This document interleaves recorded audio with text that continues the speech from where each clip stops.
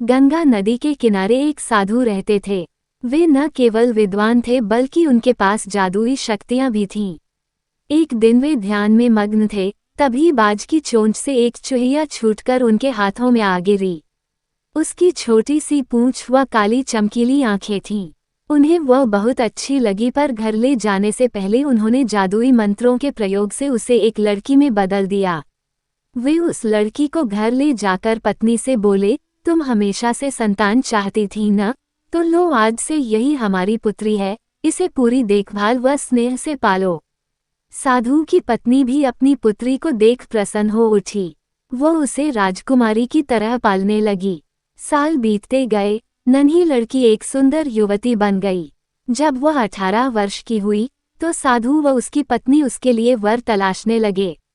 साधु ने कहा, मेरी बिटिया का विवाह ऐसे व्यक्ति से होना चाहिए जो सबसे बड़ा हो। मेरे हिसाब से सूर्य ठीक रहेगा। पत्नी ने भी हामी भरी। उन्होंने जादुई मंत्रों के प्रयोग से सूर्य को नीचे बुला लिया। उन्होंने उसे अपनी पुत्री से विवाह करने को कहा, पर पुत्री ने पहले ही न कर दी। वह बोली, पिताजी, ये तो बहुत गर्म है, मैं उससे विवाह करूंगी जो इससे भी बेहतर हो। साधु निराश हो गए। उन्होंने सूर्य से कहा कि वे ही कोई वर सुझाएं। सूर्य ने कहा, बादलों के देवता से बड़ा कौन होगा, उनमें तो मेरी किरणों को भी रोकने की शक्ति है। साधु ने बादलों को नीचे बुलाया व अपनी पुत्री से विवाह करने को कहा, पर इस बार फिर पुत्री ने मना कर दिया। वह बोली, ये तो कितना बदसूरत है, मैं इससे विवाह नहीं कर सकती। साधु ने बादल देवता से कहा कि वही कोई अच्छा वर सुझा दें।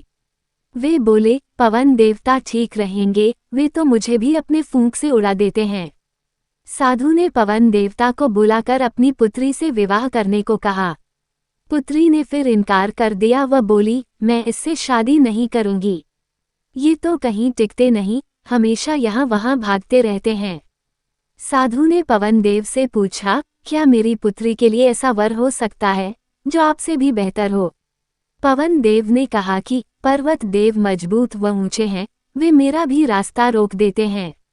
साधु ने पर्वत देवता से कहा कि वो उसकी पुत्री से विवाह कर लें। पुत्री ने फिर से मना कर दिया। वह बोली, ये तो बहुत लंबे, सख्त व कठोर हैं, मैं इनसे विवाह नहीं कर सकती, इनसे भी कोई बेहतर चाहिए। पर्वत देवता ने चूहे का नाम सुझाया। वे बोले, माना मैं काफी सख्त, मजबूत व ऊंचा हूँ, पर चूहे मुझमें भी आसानी से बिल बना सकते हैं।